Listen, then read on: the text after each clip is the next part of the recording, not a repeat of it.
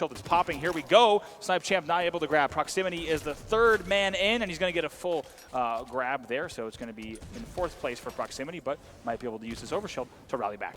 Yeah, definitely. I mean, Proximitty, I believe, got 5th place in game number 1. So definitely going to be tough to make a comeback and try and make it into the top 3. I believe he would have to place first here. But slowly but surely, he does make his comeback. He's down by 6, finds a player, pink 1. Not going to be able to finish that up, though. That kill will be stolen.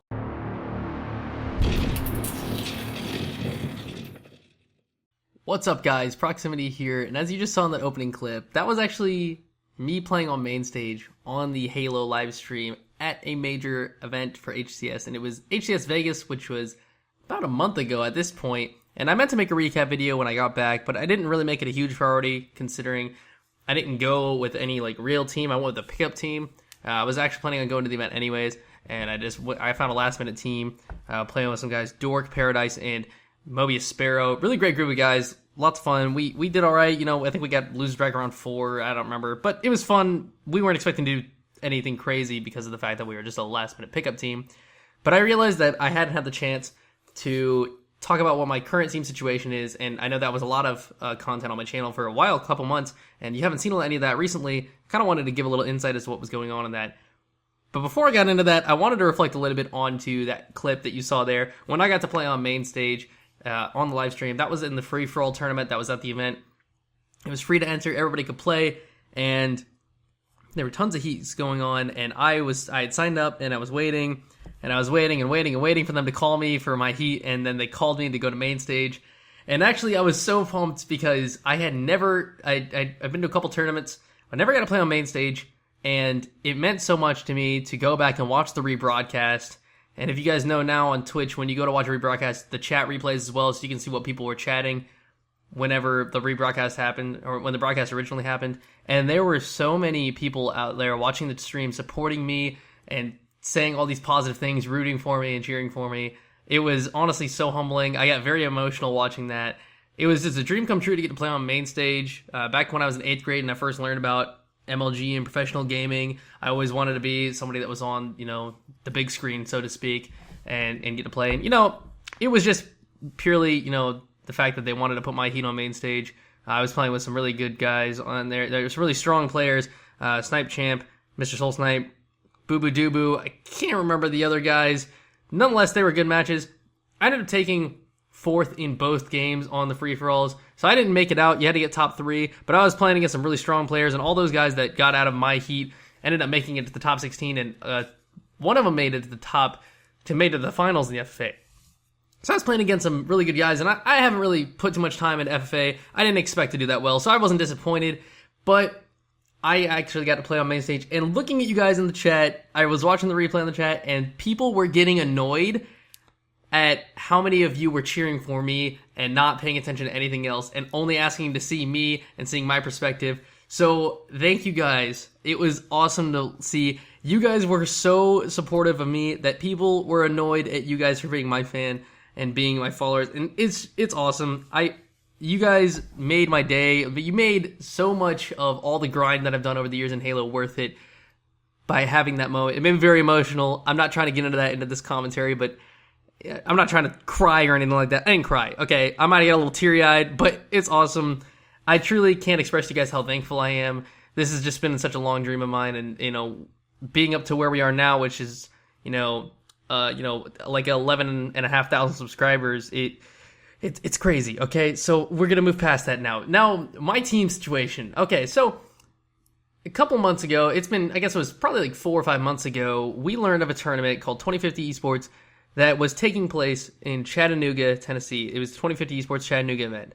And I live a couple hours from Chattanooga. And one of my friends, Woxy, he's a member of Chaotix, lives in Chattanooga. So we thought, hey, let's go to that tournament. It'd be a good time. We haven't been to the tournament since Black Ops 2. I used to compete in Call of Duty. Fun fact, moving forward, I wanted to go to another major LAN tournament. And I had the opportunity in Chattanooga. So we wanted to go, and we assembled a mock-up squad because we just wanted to go for fun. And that was myself, Big Texas, Corpsic, and Samaritan, all members of Chaotix. Samaritan lives in Texas. Big Texas and Corpsic live in the same town as me. Samaritan was able to travel, so we were like, hey, let's do it. It'd be fun. It'll be a great time. We'll vlog it. Great, cool, fun.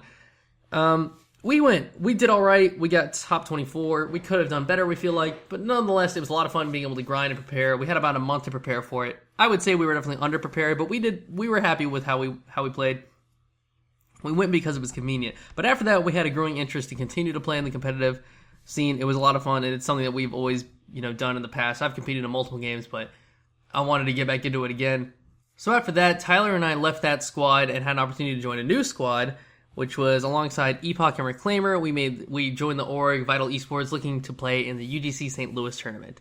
I'm telling you all these tournaments because it directly pertains to my current team situation. This isn't just random. But we were looking to go to the UGC St. Louis tournament, and we practiced, and we were doing pretty well, and we were getting better. And lo and behold, right before the tournament, a week ahead of time, Epoch finds out he's unable to be attending that tournament. He had to back out. It was for personal reasons, and it's just unfortunate. He didn't screw us or anything like that. It just sucked. So we were planning on having Dallas or Big Texas come along as a coach, and we asked him to fill in and play with us. We had basically no time to practice and prepare for it.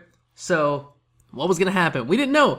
We were thinking, who knows how well we're going to do here? We were actually kind of certain we weren't going to do well at all. But it turns out we got top 16. We did pretty well that event, and it was great. Now, moving forward, Vegas was the next month. And Dallas had his team that he was on, planning to go to Vegas. He had never originally intended in competing in St. Louis. It just so happened that he did. Tyler was unable to make the traveling to Vegas possible. I was going because I just wanted to go. I was going to play in the free-for-all, just have some fun. I didn't grind free-for-all. I didn't even practice for it. I just wanted to go out to Vegas. I've never been.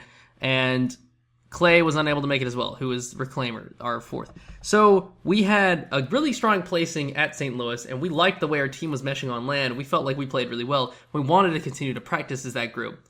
However, the next tournament, we weren't going to be able to play together, and there were no confirmed tournaments after that, up to that point. So we didn't know what we were doing. So after St. Louis, which was, what month was that? I can't remember. It was October? It was October. I'm pretty sure. And we didn't play, so we didn't play at all. I didn't play, we didn't continue to grind, and I haven't been playing, and I don't even have a proper team at the moment. So we don't know what we're doing. That team is still a potential squad that we might do. I know DreamHack Atlanta is coming next year, and I live in Georgia, so that is definitely a tournament I will be able to make, and I certainly plan on attending. I don't know what exactly is going to happen. There's another St. Louis event coming up in about a month. I don't know if we'll be able to make that. That's a bit of an expensive trip, but who knows? All I know is I'm not completely shutting the door to the competitive scene at the moment.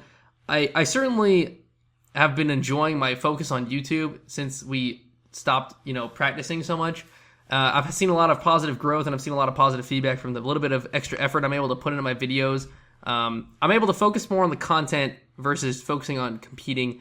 And right now, I'm enjoying content, but I'm not going to say that I'm done competing because I really don't feel like I am. I always have the competitive drive, and I love being a competitor. And knowing that DreamHack Atlanta is going to be in July, there is just no way that I am going to be able to sit back and not want to prepare and try to get, as best as I can be for that event, because it's going to be in my, basically in my hometown. It's a couple hours away, but I live near Atlanta, so that's the biggest city that I live close to.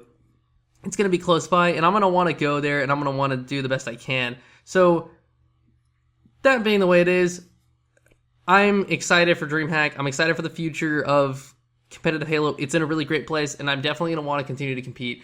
So for those of you guys who like seeing my competitive content and like rooting for me and all that, don't worry. I am not shutting the door on the competitive opportunities. I'm not saying that I'm done by any means. It's just at this moment, I'm uncertain of what's happening.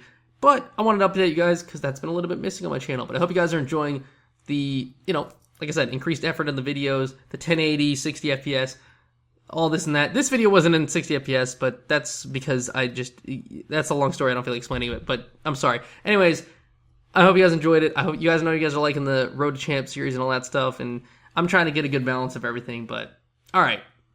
Thank you guys for listening. Thank you guys again for cheering me on main stage. It was awesome. You guys are cool, and I love you all so much, and I'm very thankful. I'm just, you guys will never understand how grateful I am. You're making dreams come true. All right. I'll talk to you guys later.